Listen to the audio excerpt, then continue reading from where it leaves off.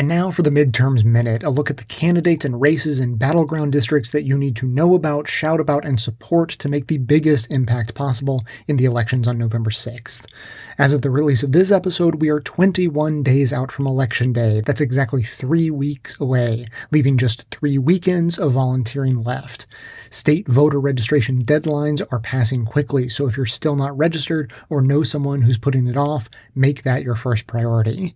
Because we're running short on time for the next few weeks, we're only going to highlight the battleground races that are considered toss-ups. However, we will still provide information for all of the battleground races in the show notes and at the Midterms Minute HQ at bestofleft.com/midterms. Last time, we told you about the toss-up Senate races where Democrats could pick up seats. Today, we're going to focus on the vulnerable Democratic incumbents in toss-up Senate races who must retain their seats. These races are, of course, all taking place in states which Trump won in 2016. Every one of these Democrats is a moderate at best, but they all voted against Kavanaugh and the GOP tax bill. As a reminder, 35 of the 100 Senate seats are up this November, including 2 special elections. Democrats are defending 26 seats, 10 of which are in states Trump won. They must retain all 10 of those Senate seats and pick up at least 2 more to take the Senate. We already covered Democratic incumbent Senator Bill Nelson's toss-up race in a previous segment on Florida's battlegrounds, but just a quick update that Nelson is only ahead of Governor Rick Scott by 1 to 2% in most polls. It is going to be very, very close. In Indiana, where Trump won by 19%, Democratic incumbent Senator Joe Donnelly is facing Republican State Rep Mike Braun. Braun is a businessman and NRA member who is vehemently anti-abortion and wants to replace Obamacare with, he doesn't have any idea what to replace it with. Donnelly has a slight lead on Braun in most polls, but Politico has listed this race as the GOP's best opportunity to pick up a Senate seat. In Missouri, where Trump won by 19%, Democratic incumbent Senator Claire McCaskill is facing Republican State Attorney General Josh Hawley.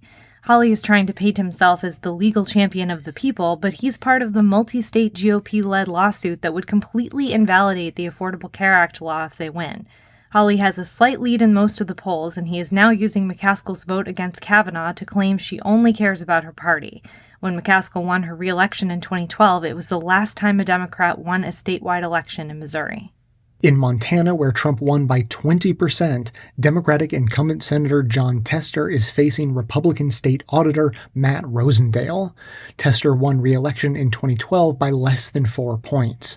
Trump publicly battled with Tester after he released allegations that the White House physician, Ronnie Jackson, Trump's nominee for the next U.S. Secretary of Veterans Affairs, engaged in professional misconduct, including a DUI and mistreating an employee. Rosendale is a big Trump supporter and real estate developer from Maryland who calls himself a rancher every chance he gets, even though he doesn't own any cattle. His ads bend over backwards to call moderate Tester a radical leftist career ruiner, unsurprisingly. Tester currently has a slim lead in the majority of polls. And finally, in North Dakota, where Trump won by 36%, Democratic incumbent Senator Heidi Heitkamp is facing Republican Representative Kevin Cramer. Heitkamp won re-election in 2012 by only 1%, and Trump's margin of victory in Montana was the largest of any Republican presidential candidate in the last 5 elections. Though Heitkamp has tried to show her independence by saying she has voted with Trump 50% of the time, she voted against Kavanaugh. Cramer, an anti-abortion, anti-Obamacare candidate, heartily endorsed by Trump, is pouncing on Heitkamp's votes against Kavanaugh and last year's tax bill as evidence that she is voting along party lines.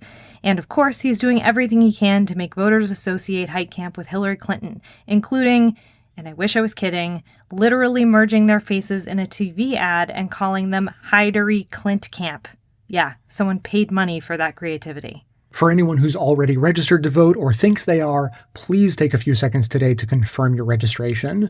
Voter purging is happening across the country, and the sooner you know there's an issue, the better your chance of getting it corrected. Visit headcount.org and click Verify Your Registration Status under the Voting Info tab. There you can quickly be directed to your state-specific website to confirm your voter registration. If there's a problem, contact 866-OUR-VOTE to report the problem and get guidance. Links to all of the information you heard today, as well as additional resources, are linked in the show notes, and today's Midterms Minute, along with all of our election information, can be found at bestofleft.com/midterms. So if making the blue wave a reality in November is important to you, be sure to hit the share buttons to spread the word about supporting Democrats in battleground races across the country via social media so that others in your network can spread the word too.